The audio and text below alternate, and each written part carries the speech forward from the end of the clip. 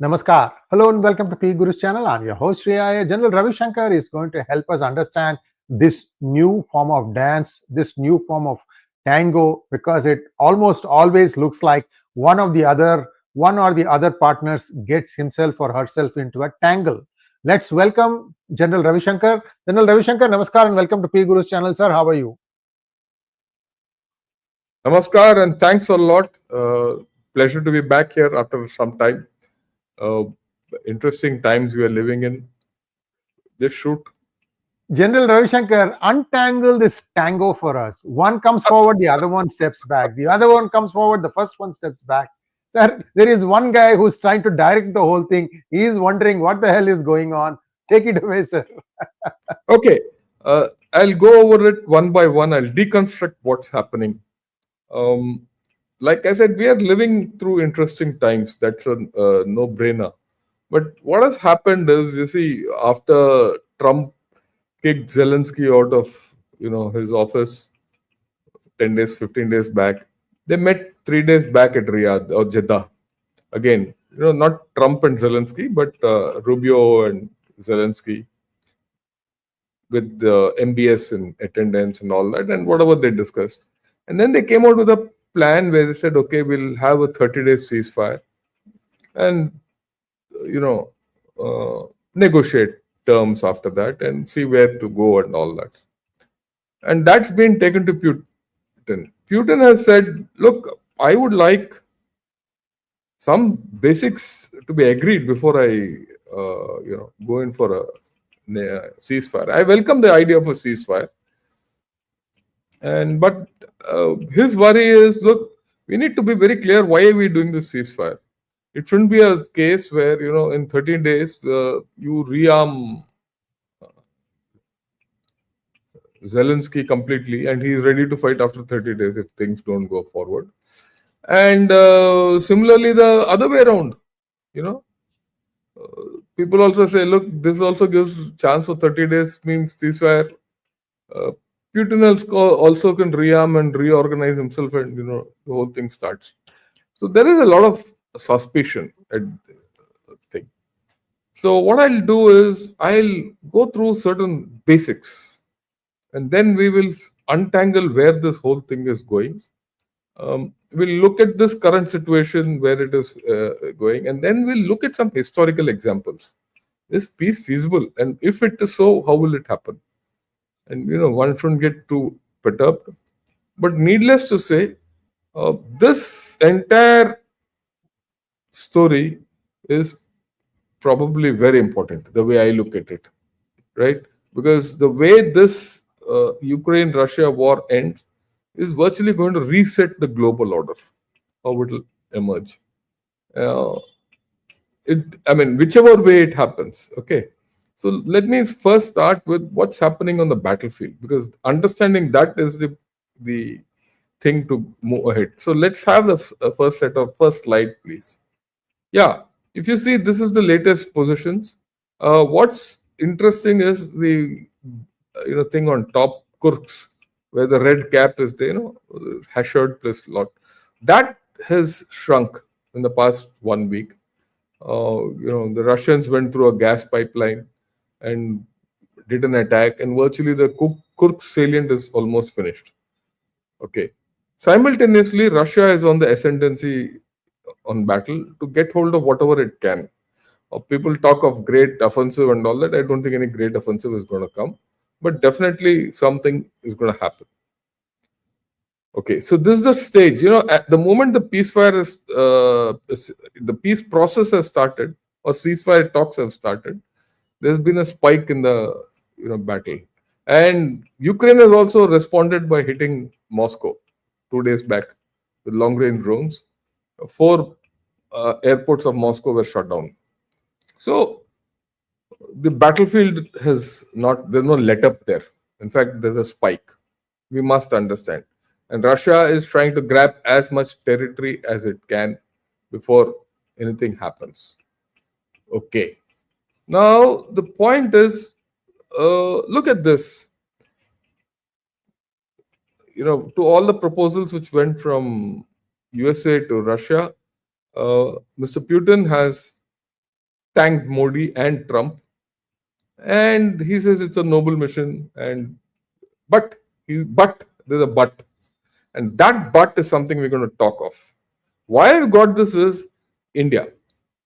He's specifically thanked India for the role which has been played so far, and India will have a role to play going ahead.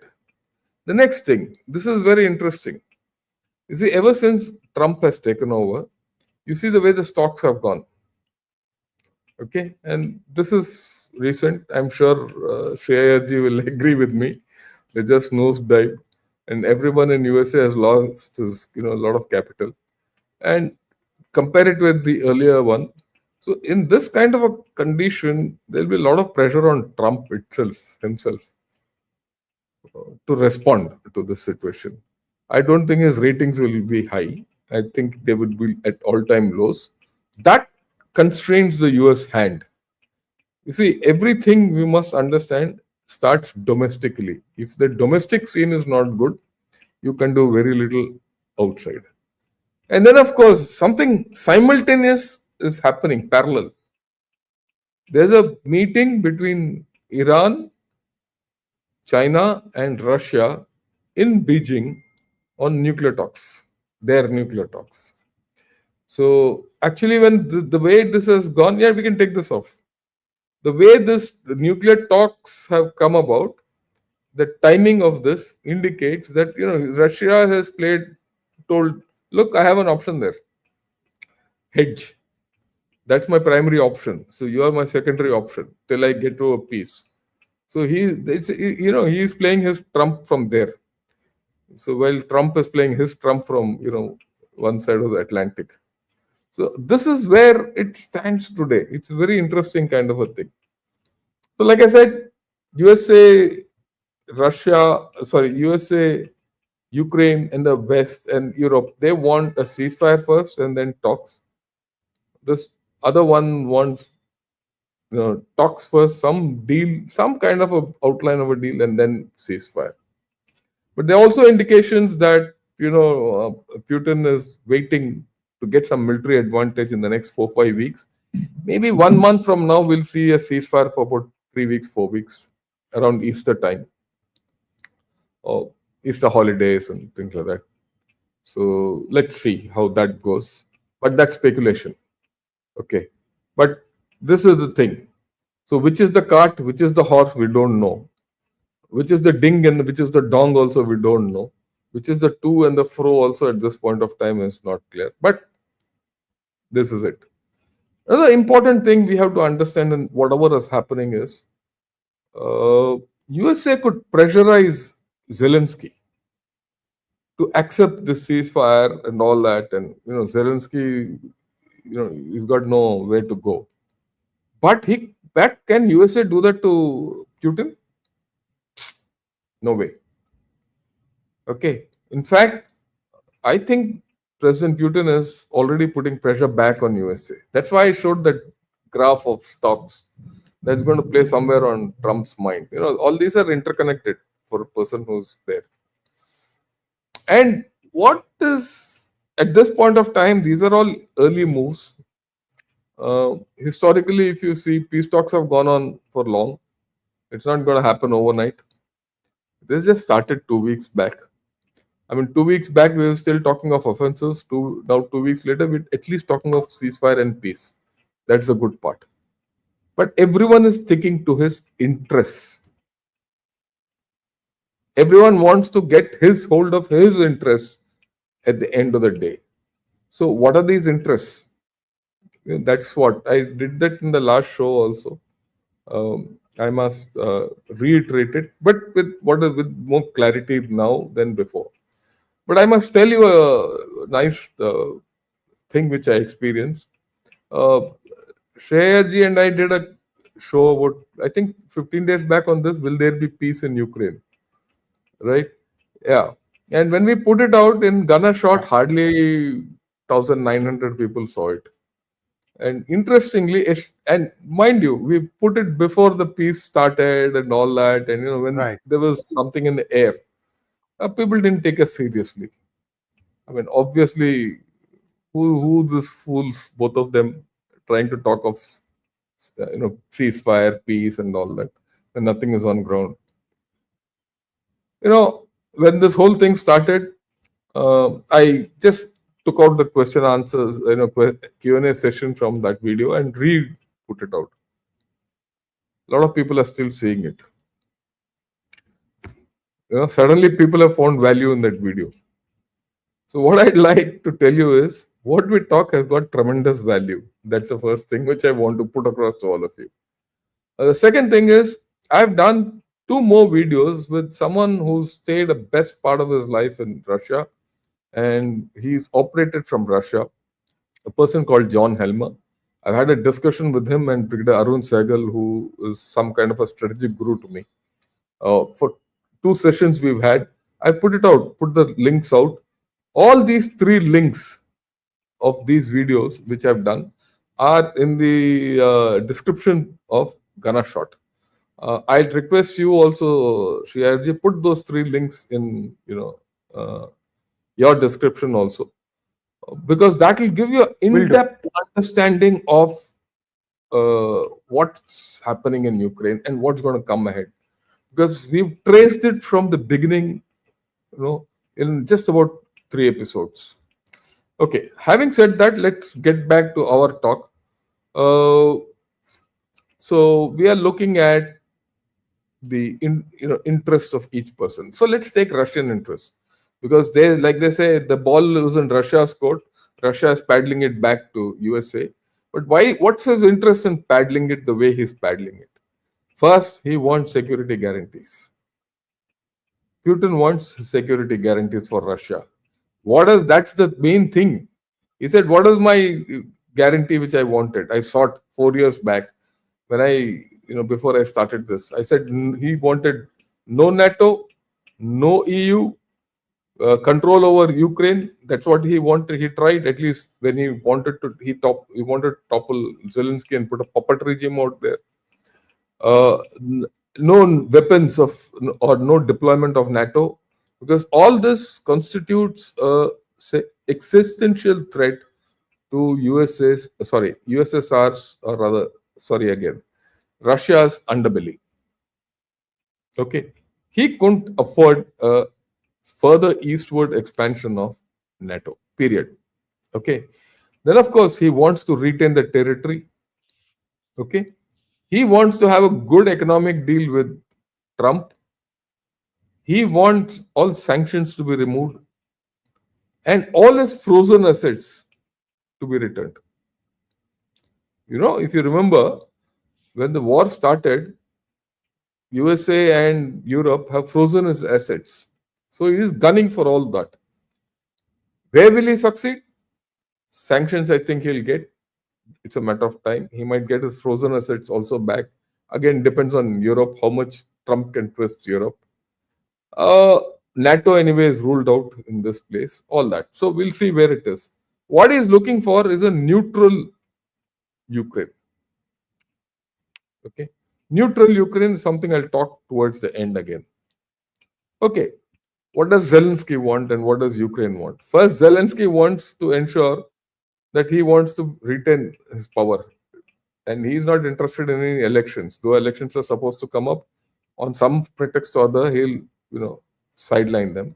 But ultimately he wants to retain power. He wants all the territory back. So that means going back to 2004. That's what he wants.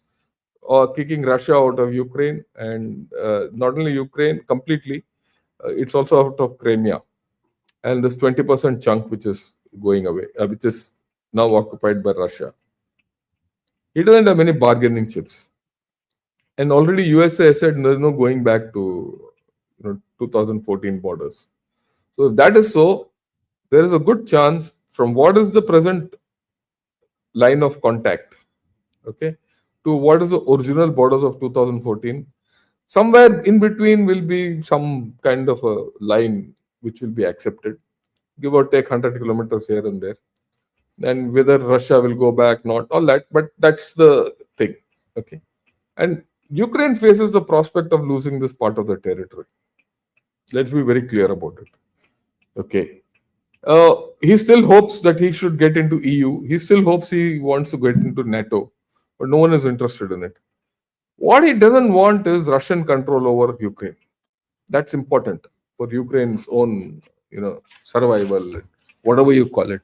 He doesn't want Ukraine to be controlled by Russia in any manner. Okay, and the rest of the things are at this point of time, fuzzy. Who will control all that? I'll come to that part.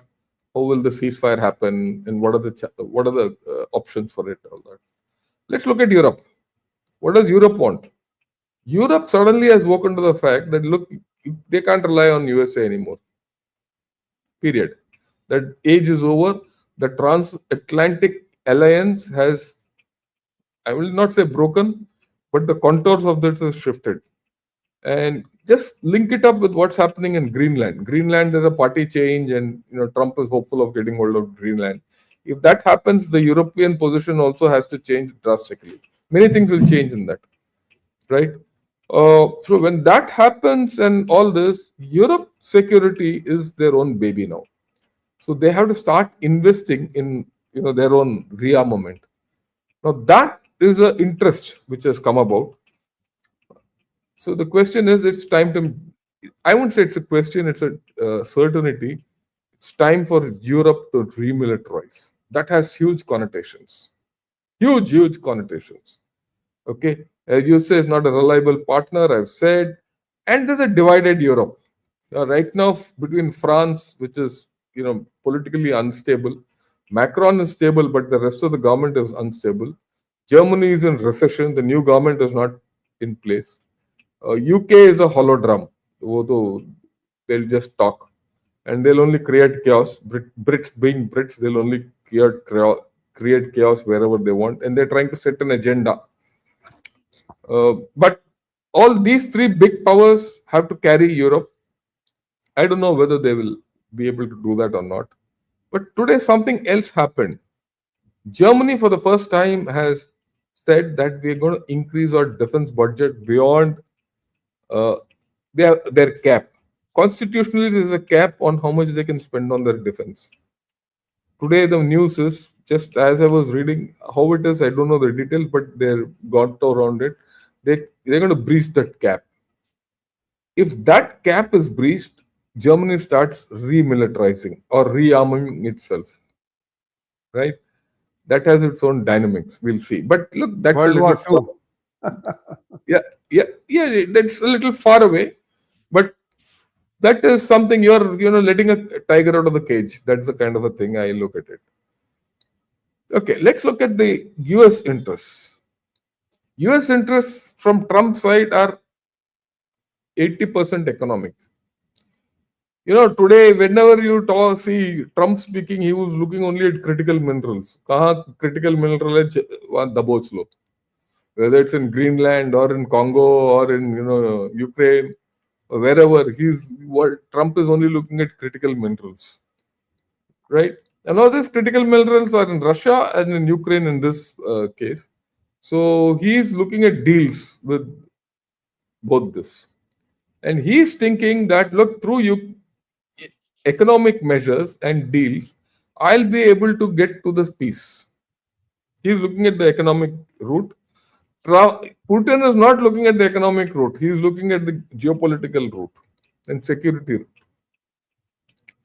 So that's a dichotomy, which Mr. Putin has said, I will talk to Trump. These are the issues. Come back to me. We'll talk to Trump. So we'll see where this goes. Will at least a baseline agreement is reached on certain issues as to before ceasefire comes into equation. Then, of course, USA and Trump have a larger agenda of breaking the Russia-China equation. Okay, on that there's no doubt about it. I have no doubt about it. Many others might have doubt, and China is equally clear that they don't want this war to end. This is the feeling I get. I might be wrong. That's okay, but I don't think I'm wrong. Okay, and all actions of Trump if you look at it from a little distance, are pointing towards China. And I've done a show on this earlier. Right. Now, one thing is everyone wants a perfect deal for himself, like I said, but there's no perfect deal in this whole story. Something will come forward, something will go back, 1 step forward, 2.5 steps back, 3 steps forward, 4 steps back. This is how this whole story will go. No one will get everything what he wants. Everyone has to be prepared to, forgo something. What is very clear is Ukraine will have to forgo some territory. There's no doubt. But the questions at hand is, okay, they'll forgo territory. Will it be a divided Ukraine, East Ukraine, West Ukraine model? Or will that part of Ukraine be part of Russia? Whether legal implications. I don't know whether US can recognize that land which is asserted by Russia and then do a deal with them and all that. We don't know. All that will come through. Because there are a lot of legalities involved, so we don't know the status. The post-ceasefire status is something which is interesting. Okay. Now, everyone, like I said, everyone has to give up something or the other. On that, there's no doubt. Now, the question is, okay, someone gives up something and some deal is made. Whatever the deal is made, let me reiterate, this deal will be a model for many other conflicts in this area. That be rest assured. One, the outcomes, the macro outcomes. The second outcome is, whatever the deal happens, you'll suddenly find China missing in this equation, as it has been missing in the equation from Middle East. From Middle East, it has gone already. I mean, they've been just said, thank you, you go. Same thing is going to happen here. And this is a reality. They should be happy for us. For me, it's a happy ending. From an Indian perspective, my interest is very clear. If Russia and USA make up, that's the best situation for us. That's my interest. And if Russia, Ukraine, and USA come to some deal, it doesn't matter what the deal is. And already, like I said, I'll come back to what Mr. Modi has spoken and he's been invoked. Whatever the deal is, I foresee a role for India in the peace process. And this peace process is going to be lengthy. Okay, how lengthy will it be? What will it be? I mean, this is the question. So what I did was I went into a few precedents. Has such things happened earlier? A hell of a lot. There are a lot of countries which have invaded the other, gone to war, spent 3-4 years, then come to something, all that. The entire World War II was only going ding-dong up and down Africa, across Sahara or across Europe, right? Or across the complete Pacific. These 3 main theaters. Or for that matter, even Burma.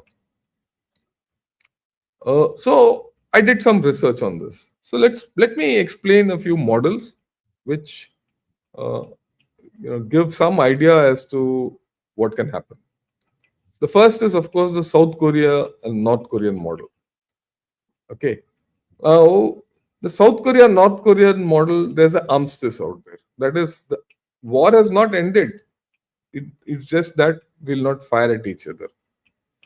And there's a demilitarized zone across the 38th parallel, 2.5 miles either side or something like that, in which weapons can't be kept, nothing, zero. Just the fence, all that. And the North Koreans and South Koreans keep looking across each other with angry faces across this border. But interestingly, North Korea and South Korea did not want this to happen. You go back to 56 and study, China and USA were fighting. By then, North Korea, South Korea were not fighting on the 38th parallel, incidentally. They were surrogate states, proxy states. The fight was between China and USA. Both of them, after 3 years, got fed up of fighting. Both. Same thing like this. Very easy parallel, And then they said, okay, we'll stop fighting. Then North Korea, South Korea didn't like this whole story. South Korea wanted the entire North Korea. North Korea, being communist, didn't want to join, be part of anything. By then, the first Kim Il Sung, he was very clear. He had done a deal with Soviets, all that. And mind you, Soviets put him in. At that time, he was not happy with the Chinese, though the Chinese came and fought for him. Anyway, I'll not get into that.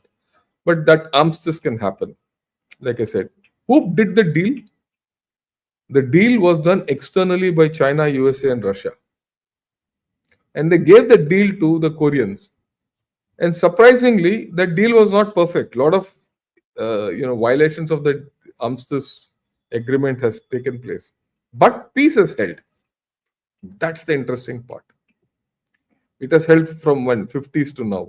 Nearly 70 years more. Okay.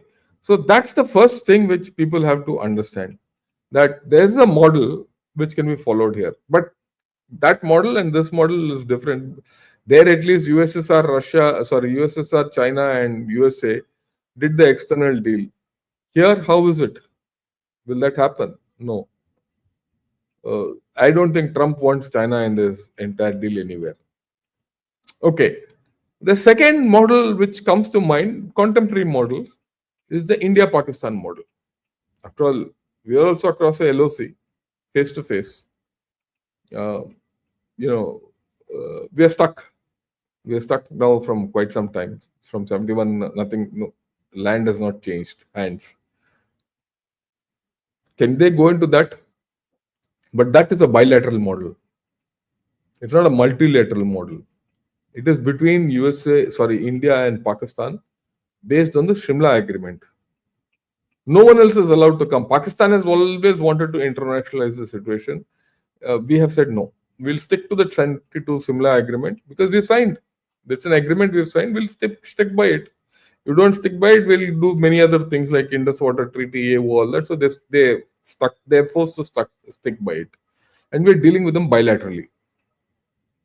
Okay. So that's the second model which is there. A good, bad, or ugly, now it's gone into some kind of a cold storage to a large extent. What's happening is not much compared to what it is. But that's no guarantee. It might happen. Something might happen tomorrow and across the LOC and things get heat up. So, but it's fragile. It's a fragile peace, LOC. Can Ukraine and Russia get into that kind of a system? Possible. But the bilateral part won't be there. See, that's the point. Bilaterally, I don't think they will be able to handle the situation. Okay. I studied something else. If you go back to the 40s, there was a winter war between Finland and Russia. So when that war between Finland and Russia, very surprisingly, the Finnish troops or the Finland's troops gave Russia a bloody nose. Lesser number of troops, superbly equipped, superbly trained for winter. They gave a real bloody nose to the Russians. But for whatever reason, I have not gone into it in full detail,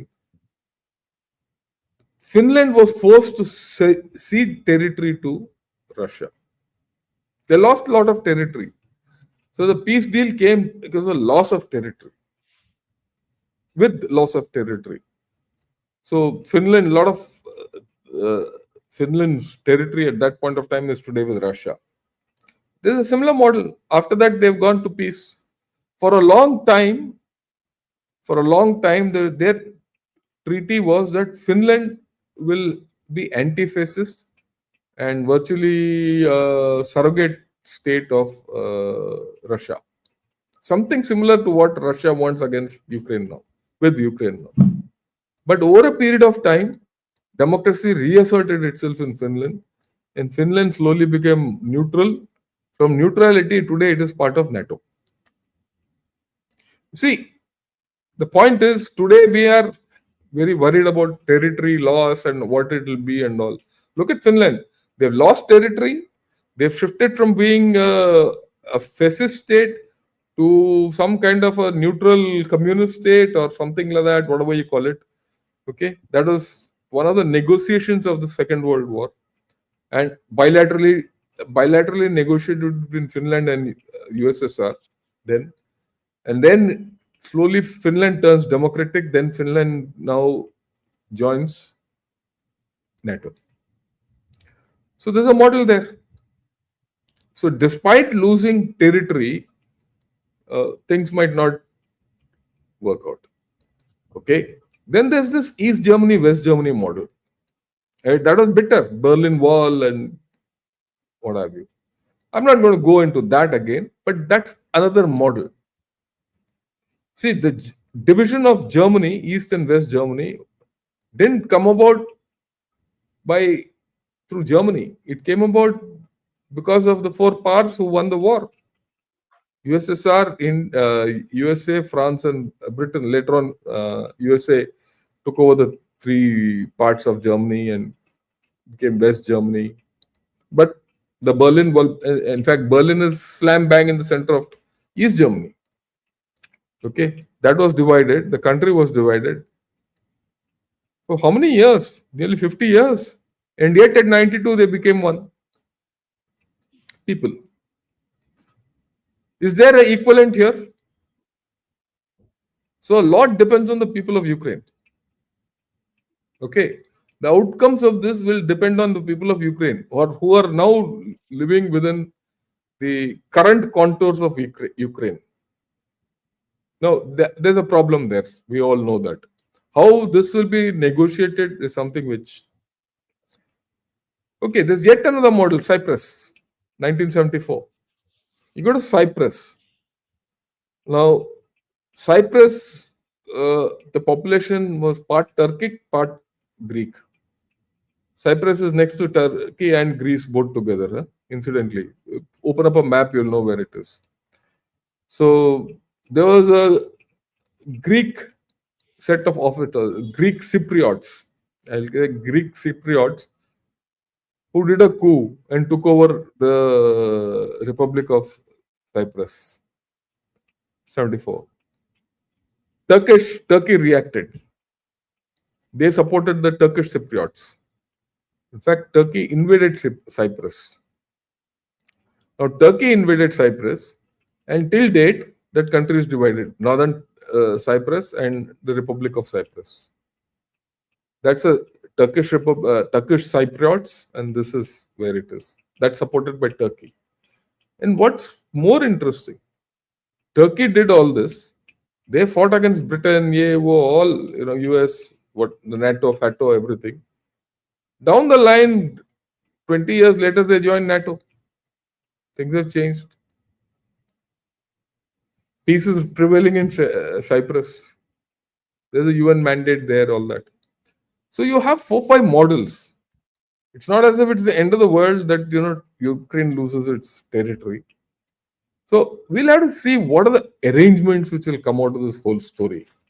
Right? I mean, I can't second guess what the arrangements are, but there are enough, models by which this whole story can get, resolved. Okay.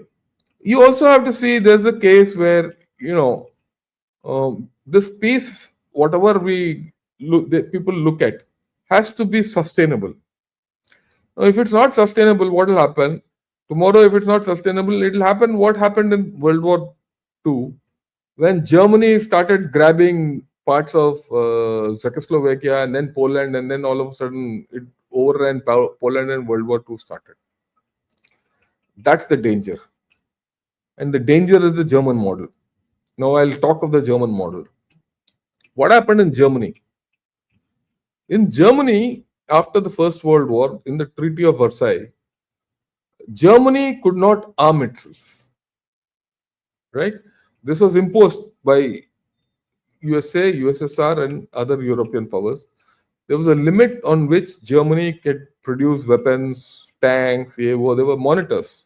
Till Adolf Hitler came and he broke all that system and rearmed Germany, and he took off. Now that model is very important. Why? See, after First World War, peace came, but it was migratory.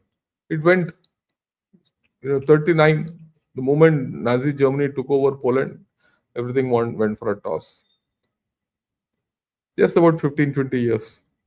15, 20 years in the life of a nation is nothing. So the peace conditions are important. If a peace condition is imposed either on Russia or on Ukraine or anyone else, which are repressive to the people, are repressive to the security of the people, that gets disaffection. And that disaffection will mean that you will not be able to get the people to accept the terms of the ceasefire. In which case, you might end up with results like Germany. In today's age, it might not be what happened with Germany, because Germany is a different kettle of fish. But what happens if it's a hybrid warfare which will start? People oriented. So you might have a ceasefire, but there will be hybrid warfare across this. That's one. The second thing is, what about reconstruction? How will reconstruction go on? Because without a reconstruction plan of Ukraine, I'm afraid the ceasefire won't work. I mean, I'm very clear on that. And reconstruction has to be done not only on this side, it's on that side also. And who will do it? And what are the terms and conditions of this ceasefire? Because all that is not, this reconstruction, all that has not come into the foreground so far.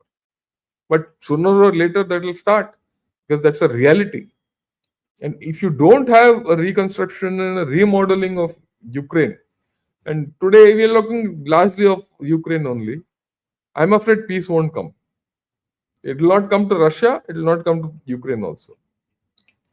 Then this mineral extraction business. We all know wherever there's mineral extraction, there is corruption. I mean, it's huge. And whether we like it or not, the truth is Ukraine is a corrupt country. So, and mineral extraction is not just extraction, it is an extractive business. It will lead to a sense of deprivation for a lot of people locals. And this might go across the border into Russia also. Both these issues are important, because the way I look at it, if Putin imposes too many conditions or wants too many conditions to be put on Ukraine, and Ukraine goes with a sulky and a surly Ukraine, Russia will not be at peace. That means they've lost the whole story before it, They might have won the war the way they think it is. I don't think Russia has won the war. But, well, that's the different story. But they might won the peace deal, but will they win the peace? They might not. Because in all this, like I said, that sense of deprivation should not, get into people. And wherever there's a sense of deprivation amongst the people, that problem doesn't settle. We know it. That deprivation could be real or fomented. And how long does it take to foment deprivation? You're seeing it in Balochistan. After all, the train has been hijacked there. And Balochistan was forcibly incorporated into Pakistan. I'm sure all those of you who are listening on, PGurus, for the past 3-4 days, you've been discussing this train hijack in Balochistan. Okay. So why is that happening there? Tomorrow, if the peace deal is not sensibly made, where everyone is seen to lose something, and then only someone will gain. Okay. Otherwise, this peace deal, you will see this war going on in some other form. There will be no peace. Then that world order will be different. The resultant world order will be completely different. So people matter in this whole settlement. So far, I have not seen that angle in this whole story. Whether it's ding or the dong, or the to or the fro of Zelenskyy, Putin or Trump, people have not been brought into the frame. That's important. Then the next thing is, who will give security? Who will monitor this whole deal? What will be that ceasefire line? Will it be a demilitarized zone? Okay, so there's someone who said there'll be a 10-kilometer wide zone. Demining will be carried out. Monitoring will be carried out. Displaced persons have to come back. All these things have to be done. Who will do it? Okay. Who will do peacekeeping? Who will do monitoring? Who will sort out infringements? Will that peacekeeping be under UN mandate? So far, UN has not come into the picture. And Trump wants to destroy UN. And Trump can't enforce peace. He wants Europe to enforce peace. Putin doesn't want European boots on the ground. Why should Indian boots go without UN mandate? So all these questions are ugly questions which have not come to. It will have to come. If Putin doesn't want European boots, Ukrainians can't handle it, Russians can't handle it bilaterally, US is not interested in deploying, so UN mandated troops have to go there. Now these UN mandated troops have to have good equations with Zelenskyy and Putin or Ukraine, Russia, and also be happy with the USA. So who's there? India. And this is where Mr. Modi and India and you and I, of course, those of you who are watching it from India and Indians in USA or wherever, will understand. We have a role to play. Right? And this role, whatever will happen, will get crystallized when Mr. Modi goes to Russia. And I think that's a very, very important visit for India. It's important for India because as this war comes to some closure, you'll suddenly see India is on a limb. We're going to be on a limb for many reasons. And that limb, we have to get back. And getting back into global reckoning is this opportunity. Or that discussion, I'm planning to have next week with John Helmer. And we'll do it. We don't do it live. I'll record it and put it out. Have a look at it, because that I think will be very important, because it's going to be someone who's been in Russia for 30 years, who knows the inside outs, what the way he looks at it, and the way we look at it from here about India and Russia. So it's going to be very important to discuss, look, how things move, how things need to move, and what are the difficulties in this whole story going forward. And as we discuss, or all of us discuss, India-Russia relationship, there are two other angles. India-US, what will be the effect? How will that happen? And then, of course, the Chinese guys, how will that happen? The Chinese guys are wooing us. They are wooing us, there's no doubt about it. Okay, but there are a lot of riders. What they're talking outside, they're not. Inside the story is different. They're talking of the folk tongue. So come join me on Monday. We're going to see what the folk tongue of China is. Okay, we have to understand very clearly what this folk tongue is, the Chinese folk tongue. Okay, so I outlined this entire story the way I have understood it, the way this ding dong is going to go ahead. It's going to be long. It might take another year or two. It's not going to be in a hurry, but one has to be patient. So, Sree Iyer ji, this is what I had, your questions, and then everyone. Thank you so much, General Ravi Shankar. I think the different scenarios that you presented are very fascinating. Which way peace is going to come back to Ukraine, Russia. And again, Ukraine as a country, I've talked to many people because we used to have a development group there. They actually have moved away from Russia in some ways, although Ukraine still is, in my opinion, economically less powerful than what Russia is today, because Putin gave the Russian people a dividend from the energy money that he has got from the West. So the standard of living, the per capita income in Russia has gone up significantly, and Ukraine has not been able to keep up with that. So this is an angle that people might look at and saying, wait a minute, if I go to Russia, I get a better standard of living than what I have in Ukraine. And if I stay with this, I have the pride of being a Ukrainian, but at what price? Because Ukraine would still be wanting to, they'll have to still build their life back from the pieces it has become. So there are challenges like that. So let's wait and see, sir. We'll be, of course, talking again in a couple of weeks' time. No, let me respond to what you said. You made a very valid point. And that's why I said how you reconstruct Ukraine is important. The thing about reconstruction of Ukraine is this. You don't have to build Ukraine up. Ukraine has got tremendous technology. It's tremendous technology it has, whether it's hardcore technology, whether it's machining, whether it's software and all that. That's how it's survived. Some of the technologies which Ukraine has in terms of shipbuilding and engines and metallurgy and aircraft technology is top of the shack. So how you revive that is important. The moment you start reviving this, things will start changing. So there, after all, I mean, let me give you, we used to buy ships from Russia. Most of the ships, their engines were made in Ukraine. Until now, we are dependent on Ukraine for the ship repairs, which something people don't understand and know. So it's not as if, and see the way Ukraine is sustaining this war. Everyone thinks Ukraine is going to collapse. Ukraine is not going to collapse. I'm making a prediction today. And Russia will not be able to make headway. Maybe 1-2 kilometers is what it is. Some consolidation, they'll do all that. That's about all. There'll be no collapse. And the fact is, today, Ukraine has the capability of carrying out long-range strike into Russia. And they got the aid back from USA. See, giving that aid and intelligence back to Ukraine is Trump's way of telling Putin, I can continue this story at low cost. So it is not, it's not so simple. That's the way I look at it.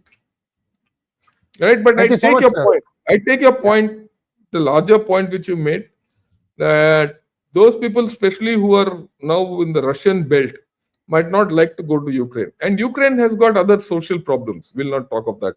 If I talk of that, then we're going to see, maybe some other day we'll talk of that. Yes. Certainly, the people in Ukraine are very smart. They have very strong fundamentals, physics, chemistry, and basic sciences. Very, very strong fundamentals. And I urge Indian companies to look at Ukraine as another development center. Something that you probably will have the same cost-benefit ratio as India. You may have fewer hands in Ukraine, but the level of output you will get from there is more. Plus, remember that Russia has a big requirement for software needs that needs to be done in Russian. Guess who speaks Russian very well? Reads and writes Russian very well? Ukraine. Please think about it, the TCSs of the world. I always give unasked for advice. Please look at this. This is a huge opportunity. And I think with Modi being considered as somebody who's helping Russia, this could be a place where you can help both these countries. Right? So I agree with you completely. So let's see how this thing plays out. Fascinating stuff. I'm glad to see India is becoming that powerhouse of people with good skills who can step in at a moment's notice for the world to take their game to the next level. This is how India is positioning itself. I'm very happy to see that. Although I would like to see India imbibe some of the things that it's doing for others into itself. I see that as a little bit slow still. Let's see how it goes out. Let's take some questions, sir. We have a lot of questions from both Shot as well as from PGurus. Sanjaya PR, Namaste, sir. Thank you so much for the updates. You're welcome. Next one.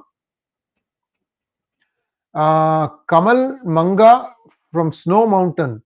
Can Europe manufacture arms? Do they have people to do it? Europe's demographic picture, will it support it? Yeah, why not? Europe is the technology. You don't need so many arms. And the point is, how will Europe kickstart its economy back? Investment in the arms industry, remilitarize itself. That's the way to revitalize its economy. So that many people they'll get. It's not a big deal. That's not a demographic picture doesn't mean that they're only going to finish off by tomorrow. Let's not. Still, Germany is a powerhouse. It's still a industrial powerhouse. Your industrial machinery is still the best is German. Okay, so let's not fool ourselves to think that there's no demography. Yeah. Next one, please. 𝗬𝗚𝗏 wants to know. Thank you, 𝗬𝗚𝗏 ji. General साहब को हिंदी पर भी लाएं, अवश्य लाएंगे हम. हमें कोई इतराज नहीं है उदलाल जी. मैं आपको बता देता हूँ, जब हमने हमारा शो गनर शॉट शुरू किया था तो हम हिंदी में ही बात करते थे. पर बात यह है कि जब हम हिंदी में बात करते थे पर बहुत लोग आके नाराज होते थे मेरे साथ कि हमें एक ही दृष्टिकोण से बात करना चाहिए. ठीक है ना. हमारा वो आदत नहीं है. हम हर दृष्टिकोण से बात करना सीख चुके हैं या सीखे हैं पिछले 50 साल से. क्योंकि अगर हमारा देश को सुरक्षित रखना है तो हर दृष्टिकोण से एक कोई भी चीज को मुआयना करना इम्पोर्टेंट है. तभी आप एक संतुलित विचार लेके दुश्मन के सामने या अपना प्रतिद्वंदी के सामने खड़े हो सकते हो. ठीक है. पर एक ही दृष्टिकोण से कि नहीं आप इसके बारे में बात मत कीजिए, उसके बारे में बात कीजिए, वो हमसे होता नहीं है. इसीलिए हमने हिंदी छोड़ दिया.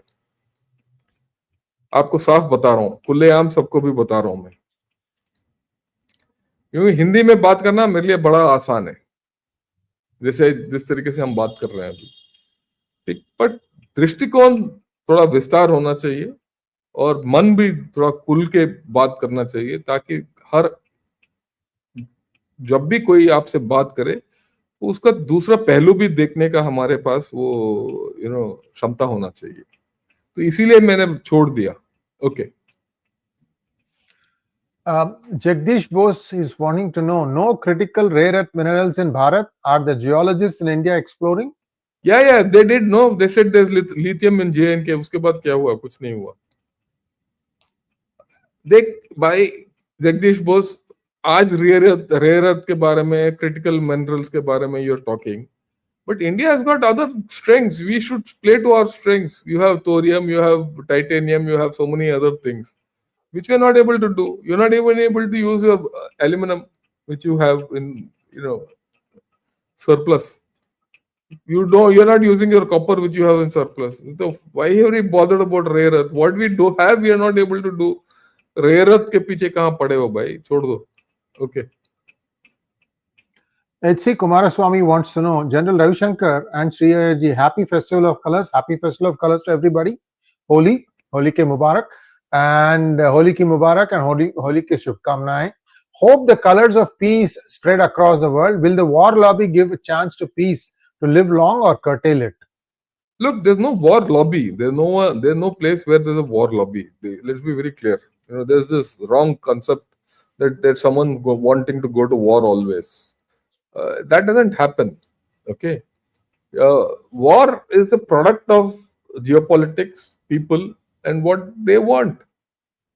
You see, ultimately, if you analyze whether it's the Israel-Hamas war, or Israel-Hezbollah war, or this Russia-Ukraine, all these, you see, it's for the people. It's what the people want and don't want and don't do, or their interests. There's no lobby. Please understand that. Why is India and Pakistan at war? Really speaking, is it the governments who are at war? Is it the people of the nation? Right? It's the people who cannot give up the idea that Pakistan is sitting in our land.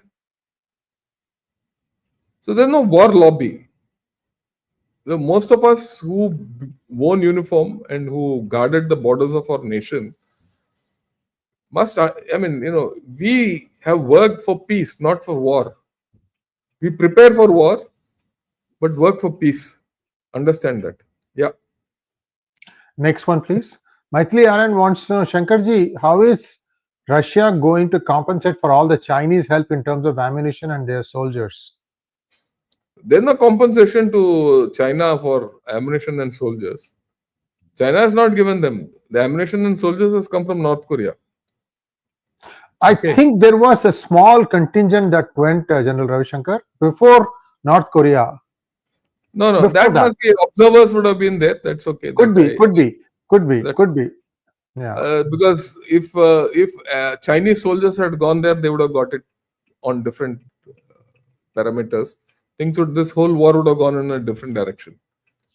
Definitely, observers would be there. Chinese people would be there to see what's happening in war, because for them, they never fought a war. And that's why they've concluded they should never fight a war. They can't fight a war. So we leave that out. But compensation in terms of oil, they have an oil deal.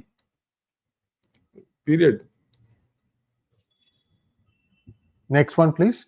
Chirantan Saha wants to know, sir, you support Ukraine agree with peace deal and Russia annex Ukraine territory. Then why US annex Greenland and China take over Taiwan wrong? Aren't you then supporting expansionism when India opposes it? I am not supporting Ukraine. I am not supporting Ukraine. I am not supporting Russia. Okay. In principle, I am not supporting either. They have come to the situation with each other. And this situation, if you must understand, Chirantan, is not something which has come out today. This has started in 90. In the last episode, we discussed this, how 90 onwards, the eastward expansion of NATO started by the chap James Baker. So this is not something which has happened overnight. This situation has happened after 30 years. The situation turned on its head in 2014 when that Maidan revolution took place. I am not for one moment. The fact is, you have no choice to go to a peace. Why US is annexing Greenland? Ask Trump. Why Greenland tomorrow will be part of USA? Ask Greenlanders. I am not the one to say so. And why China can't take over Taiwan? Because Taiwan is never theirs. And people of Taiwan don't want to be part of China. If China is half smart, which I think they are more than smart, they will say, yeah, let Taiwan be there. We'll keep making noise that we'll take over Taiwan, because politically it suits them, suits the communist parties to say that we're going to take over Taiwan, but they'll never do it. You have to understand, Taiwan is a country of 22 million people. What will China do with 22 million disaffected people? And Taiwan is a very enterprising, sir. Very enterprising folks. I love hanging out with Taiwanese. They are very enterprising. Very good people, and they are completely democratic. So what China will do with them? It's going to be like cancer. They'll eat. In fact, let me put the flip side of it. What happens? China could get into trouble. China will get into trouble democratically. What happens if democracy goes into China? What happens to CCP? China won't be in trouble. CCP will be in trouble. Yeah. Viewers, watch this movie called The Last Emperor. In my opinion, one of the best movies made about China. The Last Emperor. Next one, please. Manav-san wants to know, propaganda reports from China claim Europeans are trying to cut deals with an Indian eager for lucrative arms supply contracts to provide Europe with weapons for their security. How true is this? Why should propaganda reports from China claim all this when we are dealing openly with Europe? Europe sees an opportunity. We also see an opportunity. After all, Ursula von der Leyen, who is the head of the European Commission Union, she came, met Prime Minister. And it is in my interest to reopen that. I'll get technology free. I won't say free, I'll get technology. They will get our industrial base, because they don't have an industrial base for arms, which we have. So it's a mutual win-win situation. That's why I said the opportunities for India are huge in this whole story. If Europe has to re-militarize itself, okay, they will develop a lot of things. But equally, our arms industry will get a huge space for export. Next one, please. Yeah. Tanun Kunnani wants to know, sir, what will happen to NATO? Thank you. What will happen to NATO? Thank you. That's $1 million question. Let's see how it goes. I don't think ultimately the Trump administration will, what shall I say, do away with NATO. But let's see. But again, you have to understand, NATO is an institution which has been built over 75 years. You're not going to run away in a hurry. One. Number two, Trump tenure is only 3 to 4 years. In fact, after 2 years, midterm elections, we will be on the way out. And like I said, forget about then. You see that's why I showed that stock market graph in the beginning. Right? If we can put that out, please. Yeah. Yeah. Bringing it up. You see this? This is going to rein in Trump quite a bit. If that doesn't go up, Trump is in trouble. In which case, this whole story will go in a third direction. Yeah. Thank you, sir. Next one, please. I would like your views on this, what I'm saying. No, you are absolutely spot on, sir. Sir, already people are asking, Epstein list, why are the names not being released? Viewers, look at what happened. February 28th, that big fracas in White House. Okay, Zelenskyy walks out, doesn't sign, and he goes to UK. Everybody comes into Lancaster House and they say that they're going to support. And then within a few hours of that, US says no more sharing of intelligence with Ukraine, and suddenly things start falling apart. Then Ukraine fights back by completely downing X, and then many people are shorting Tesla stock. People are, so what I'm trying to say is everything you try, there's a cause and effect. Somebody tries to something corrects itself. Now everybody is speaking in one voice from the West. Again, it looks like Keir Starmer has done 𝗪𝗪𝗪𝗪𝗪 to Trump and said, okay, UK will be back with you. Whatever it is, that is because of the pausing of intelligence. And wait this thing out. There are many inner things happening. But Trump has one thing very clearly done, is that he put out so many all at once that people don't know which straw to clutch and fight. And that might give him some wins.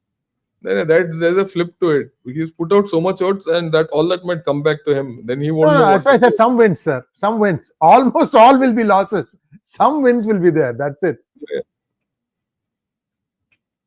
Next one, please. Rational Human wants to know, why does China not want to end the war? Please, can you expand on this? Yeah, till such time this war doesn't end, USA is fixed in Ukraine. Okay, and Russia and China are on one page. You see what happens when this war ends. We are very clearly seeing that this war will end with the initiative of USA with Russia and a deal with Russia. Now, you think in your own life. You have a deal with one guy. You have another deal with another guy. 2 guys separately. Both those guys are fighting with each other. And both those guys don't like you dealing with both of them. It's a triangular thing. Okay. As far as you're not doing a deal with one guy, the other guy is happy. The moment you start dealing with the other guy, the first chap will be unhappy with you. Isn't it? It's a natural thing, isn't it? It's a natural thing. So the moment Russia and USA start dealing with each other, there'll be a degradation in that relationship. And the US is a magnet, whether we like it or not. It's the most powerful country on earth. And it's a magnet for people. Okay. So the magnetic effect of USA on Russia will pull it away from China. And that's why China is worried. And they're worried. If you actually go look into their media, their Mandarin media, you will see how it is. In fact, I did a thing about Chinese views about Russia-US ties. I put it out a few days back. Have a look at it. SH wants to know, sir, is slowly countries turning against Trump? Which was the country which was with Trump to start with? Everyone he doesn't belong to that club. That's why the big problem is. No one is, was with him always. Yeah. Next one, please. 𝗥𝗘𝗙 Iyer wants to know, General Sir, how about an UN Security Council seat for troops on ground? I mean, I've not understood this question. No, it's a little, yeah, you can't have, you have to have an entity, troops on ground of which country, and I don't know. Don't give troops on ground to UN Security Council. And they'll be under UN mandate, so they'll be taken care of that way. Yeah. Next one, please. Thank you, 𝗏𝗏𝗏𝗏 for your super sticker. Thank you, Akshay Iyer. How about UN Security Council seat for troops on? Yeah. Akshay, there'll be no seat for troops on ground. It will be the troops on ground will be under the UN mandate. Okay, and that UN mandate will be drawn from the Security Council and the General Assembly. So we'll see how it goes. Next one, please. 𝗏𝗏𝗏𝗏 wants to know, should India now seriously think about judicial, administrative and police reforms in view of the geopolitical and financial ambitions? No, if you forget about geopolitical and financial ambitions, we had to think of this for otherwise also. Our judicial, administrative and police reforms are overdue. Okay, not because of this geopolitical and financial ambitions. We have to change. If you don't change, you'll keep lying in this morass in which we are. Thank you so much, General Ravi Shankar. We crossed 1 hour a long time ago, in fact, and so many interesting questions and perspectives. Viewers, my goal about PGurus, and I don't know what General's goal in gunner shot is, my goal is to help you with organized thought. That means before you decide, you look at all the different angles on a particular topic. That will help you make a better decision. That is what I have learned by being in US for so many years. So this is all the goal of PGurus.com. I hope you guys like this thing. General Ravi Shankar also has a goal. He wants to try and open the eyes of everybody who wants to serve the country so that they understand what they are going into. It is not just, hunar, hosh, josh and all that stuff. There's much more to it than that. General Ravi Shankar, if you would like to add to the goal of Look, I mean, like he said, the idea is to ensure that you get a balanced view and a researched view. I mean, I have nothing for USA or against USA or for Russia or against Russia, but I have everything for India first. I mean, let's be very clear, right? I mean, my entire wherever I go, wherever I talk, I started this channel called Gunner Shot only for this reason: India first, India last. Anything in between is behind last. Right, and give balanced decisions. We need to build a better India, and that's the whole story. I mean, we're not here to berate anyone or put anyone down. What's best in India's interest is what we are putting across to you. Yeah. Thank you so much, sir. And viewers will be back again very shortly. We try to do this every Friday. Sometimes General is very busy. He's traveling. Sometimes I'm traveling. But our goal is to be with you on Fridays at 9:30 p.m. And sometimes we might come earlier also, that even next week. So let's wait and see how this plays out. Namaskar, sir. Thank you so much.